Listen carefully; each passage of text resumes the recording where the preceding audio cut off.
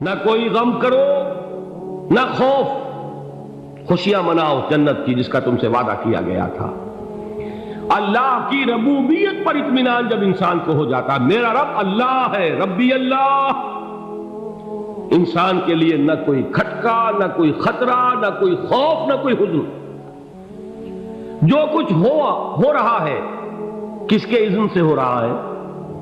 اللہ کے اذن سے۔ اللہ کے اذن کے بغیر پتہ تک نہیں ہلتا۔ یہ کوئی اندھا بہرا مادہ نہیں ہے جس سے مجھے کوئی خوف ہو۔ اندھا بھینسا چلا آ رہا ہو اس سے تو ڈرنے کا ہر انسان کو ڈرنا چاہیے، نہ معلوم کس کو ٹکر مار دے۔ لیکن نہیں، اس کائنات کو چلانے والا ایک سمیع و بصیر خدا ہے۔ وہ جو میرا دوست ہے، میرا ولی ہے۔ اللہ ولی الذین آمنوا یخرجہم من الظلمات الی النور۔ اللہ اہل ایمان کا ولی ہے، ساتھی ہے، پشت پناہ ہے، مددگار ہے، حمایتی ہے۔ بتائیے جسے یقین ہو جائے کہ اللہ میرا مددگار، اللہ میرا محافظ، اللہ میرا پشت پناہ، اللہ میرا حمایتی، اس کے لیے کوئی خوف ہوگا؟ اس سے کوئی ڈر ہوگا؟ میں مثال دیا کرتا ہوں ایک بہت سادہ، پنجاب کے دیہات کی۔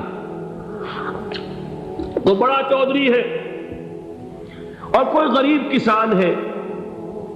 اس غریب کسان کے جانوروں کو ہر وقت اندیشہ ہوگا چوری کا، کوئی میری بھینس کھول کر نہ لے جائے، کوئی میرا بیل کھول کر نہ لے جائے۔ لیکن جس کے بارے میں یہ سب کو معلوم ہو کہ وہ جو بڑا چودھری ہے وہ اس کا دوست ہے، اس کی بچیا کو کوئی خوف ہوگا؟ اس کی بھینس پر کوئی ہاتھ ڈالے گا؟ اسے کوئی اندیشہ ہوگا؟ نہیں۔ کیوں؟ کہ وہ بڑا چودھری، بڑا اس کا یہاں کا سردار، جاگیردار، سب کو معلوم ہے وہ میرا دوست ہے، کوئی میرے خلاف اقدام نہیں کر سکتا۔ اس دنیا میں یہ چھوٹی سی بات اگر آپ کے دلی اطمینان اور سکون کا باعث بن سکتی ہے تو ذرا تصور کیجئے۔ میں لفظ تصور استعمال کروں گا صرف اس لیے کہ اس کا ہم جس کو کہتے ہیں ادراک اور شعور کر نہیں سکتے، اگر کے ساتھ کر سکتے۔ اگر یقین ہو کہ اللہ میرا مددگار اور یقین ہو کہ اللہ ہر آن میرے ساتھ ہے، پھر کوئی خوف؟ کس کا خوف؟ کوئی شے اللہ سے بالا تر ہے؟ کوئی قوت اس سے زیادہ طاقتور ہے؟ کوئی اس کے ارادے کو بدلنے والا ہے؟ کوئی اس کی مشیت کے آڑے آنے والا ہے؟ یہی بات ہے جو حضور نے فرمائی، یہ ایمان کا حاصل ہے لب لباب، کہ دیکھو اچھی طرح اس بات کو ذہن نشین کر لو۔ اگر تمام انسان مل کر تمہیں کوئی نقصان پہنچانا چاہے، نہیں پہنچا سکتے مگر جو کچھ اللہ نے لکھ دیا ہو، اور تمام انسان مل کر تمہیں کوئی نفع پہنچانا چاہے، نہیں پہنچا سکتے مگر وہ شے جو اللہ نے طے کر دی۔ آپ پھر میں کہوں گا ذرا طاری کیجئے، اسے فرض کیجئے، اسے سوچئے۔ اگر اس حدیث پر ہمارا دل ٹھکا ہوا ہو تو کسی سے ڈر ہوگا؟ یہ مجھے نقصان نہ پہنچا دے، یہ میری رپورٹ خراب نہ کر دے، یہ میری انکریمنٹ نہ رکوا دے، یہ میرا یہ نہ بگاڑ دے، یہ میرا یہ نقصان نہ پہنچا دے۔ اس کا ڈر، اس کا ڈر، اس کا خوف، اس کی خوشامد، اس کے لیے جا کر طرح طرح سے اپنی عزت نفس کو ذلیل کروانا اس کے سامنے، یہ سب کچھ کیوں کرتا ہے انسان؟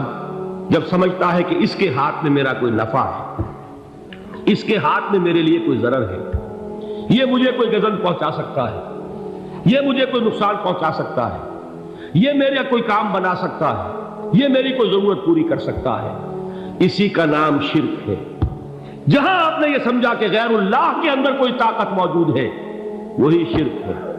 بتوں سے تجھ کو امیدیں، خدا سے نو امیدی، مجھے بتا تو صحیح اور کافری کیا ہے؟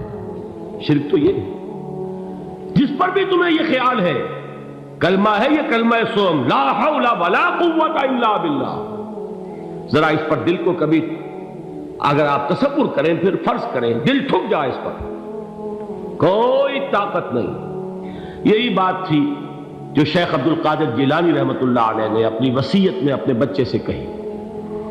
11ویں دینے والے ہیں، لیکن حضرت شیخ عبد القادر جیلانی کی وصیت اور تعلیمات کو کتنے لوگ ہیں جانتے ہو؟ یہ جن مقامات تک پہنچے ہیں وہ کس چیز کی بدولت پہنچے؟ انہوں نے جو پیغام دیا وہ کیا تھا؟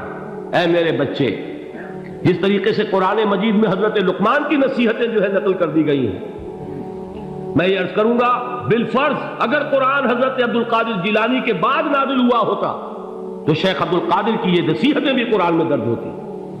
اتنی اونچی نصیحتیں ہیں۔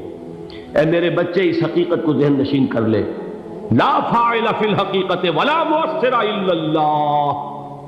اس کائنات میں نہ کوئی فاعل حقیقی ہے نہ مؤثر حقیقی ہے سوائے اللہ۔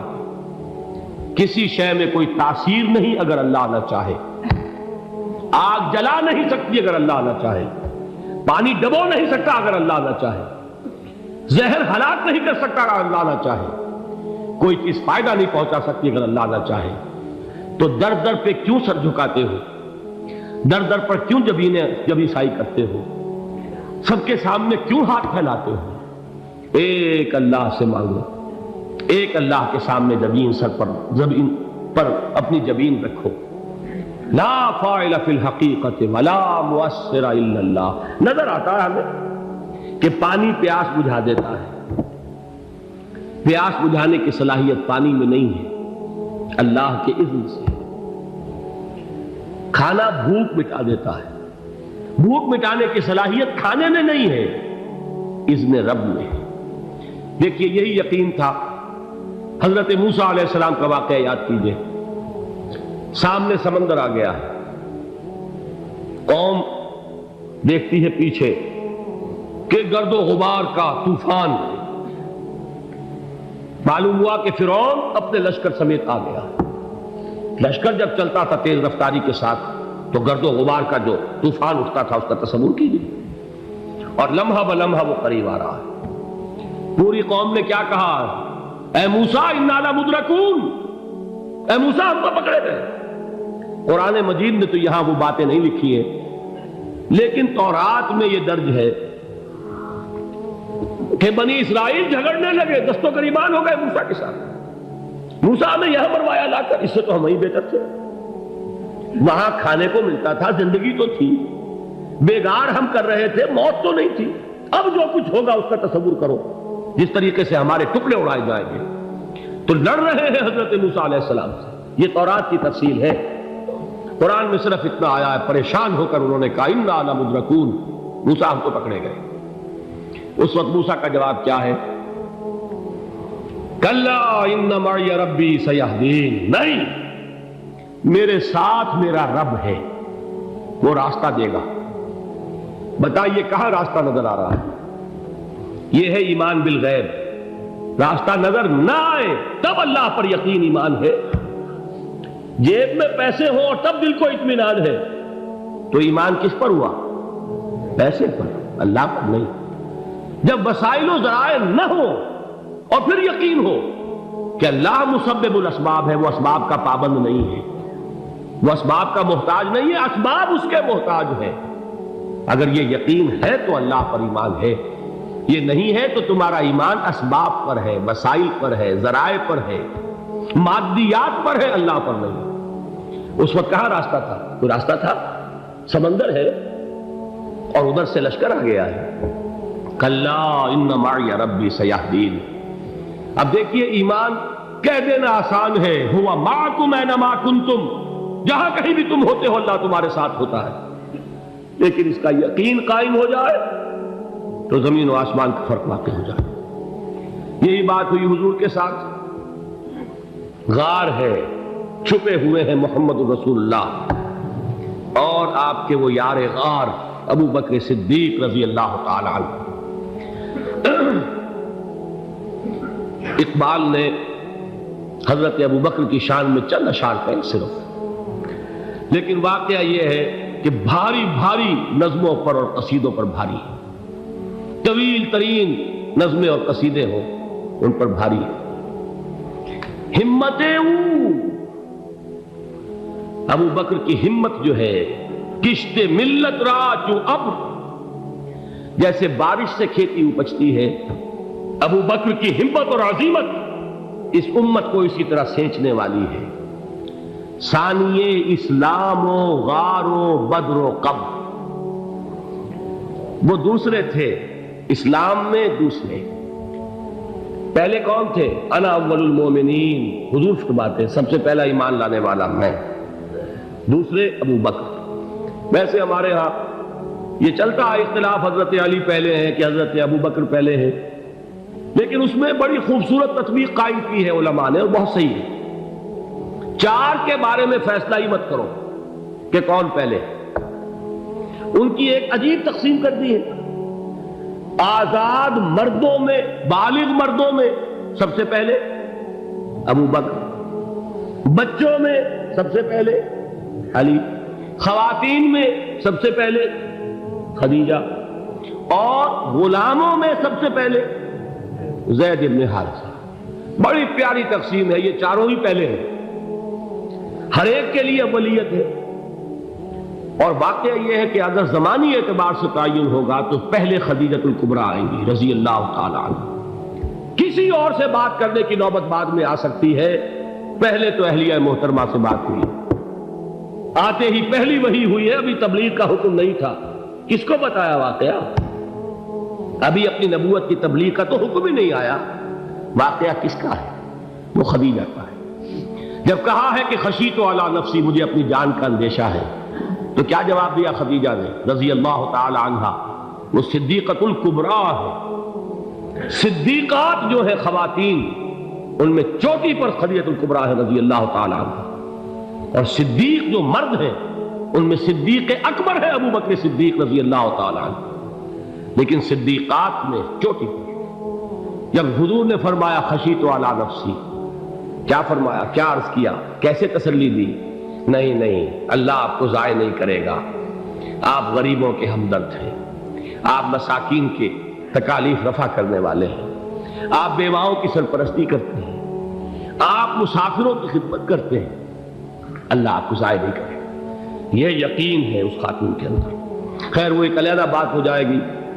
میرے دل پر حضرت خدیجہ رضی اللہ تعالیٰ عنہ کی شخصیت کا بڑا گہرا نقش ہے، جو وہ کوئی اور ہی وقت اور موقع ہوا تو بیان ہوگا۔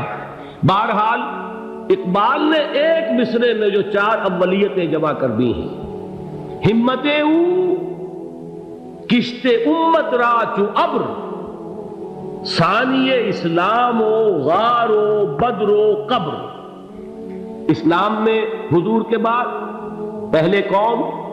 ابو بکر۔ غار میں حضور کے ساتھ کون؟ ابو بکر۔ بدر کی رات اللہ کا رسول سربسجود وہ جھاڑ، وہ گھاس پھوس کی جو جھوپڑی بنائی گئی تھی، اور وہاں تلوار ننگی لے کر پہرا دینے والا کون؟ ابو بکر۔ اور اس حجرہ عائشہ میں محمد کے بعد سب سے پہلے دفن ہونے والا کون؟ ابو بکر رضی اللہ تعالی عنہ وصلی اللہ علیہ وسلم۔ وہ جو معاملہ میں سنا رہا تھا غار ثور کا، حضرت ابو بکر بھی حضور کے خیال سے لرز گئے ہیں۔ آپ کو یاد ہوگا کہ جا کر پہلے تمام جتنے سوراخ تھے انہیں بند کیا ہے، ایک سوراخ رہ گیا تھا جس کو بند کرنے کے لیے کوئی کپڑا نہیں تھا، وہاں اپنی ایڑی رکھی ہے، تب کہا ہے حضور سے تشریف لائیے، اور اپنے زانو پر حضور کو لٹایا ہے، اور وہاں کسی موذی جانور نے کاٹا ہے، حضور کی آنکھ لگ گئی تھی، اس وقت اس بل کے اندر جو بھی بچھو ہے کیا ہے واللہ عالم، اس نے کاٹا ہے، اس کی تکلیف کی وجہ سے ابو بکر کی آنکھوں سے آنسو ٹپک گئے، حضور کے چہرے مبارک پر پڑے ہیں، تو حضور جاگے ہیں، معاملہ کیا ہے؟ ایڑی نہیں ہٹائی وہاں سے، مبادا وہ جانور وہاں سے نکل کر محمد الرسول اللہ کو کوئی گزن پہنچا دے، ابو بکر کی ایڑی ہے، جس طرح چاہے کھا لے، ختم کر دے، جان نکل جائے تب کوئی آنچ آئے، محمد پر تو آئے، لیکن جیتے جی نہیں۔ وہ ہے ابو بکر۔ حضور کے خیال سے اس وقت حضور نے پھر اپنا لعاب دہن لگایا ہے، اور اس سے پھر آپ کی تکلیف ختم ہوئی۔ جیسے خیبر میں حضرت علی کی آنکھ دکھ رہی تھی، اس کو جو شفا حاصل ہوئی ہے وہ بھی حضور کے لعاب دہن سے ہوئی۔ تو بہرحال اس وقت انہوں نے کہا ہے کہ اے نبی یا رسول اللہ، اگر اس وقت ان میں سے کسی نے غیر ارادی طور پر بھی اپنے قدموں کی طرف جھانک لیا تو پکڑے جائیں گے، کیا جواب تھا اللہ کے رسول کا؟ لا تحزن ان اللہ معنا، اللہ ہمارے ساتھ ہے، کیوں گھبراتے ہو ابو بکر؟ یہ ہے ایمان باللہ، میرا مالک اللہ، میرا رازق اللہ، میرا محافظ اللہ، میرا مددگار اللہ، میرا پشت پناہ اللہ، میرا دوست اللہ۔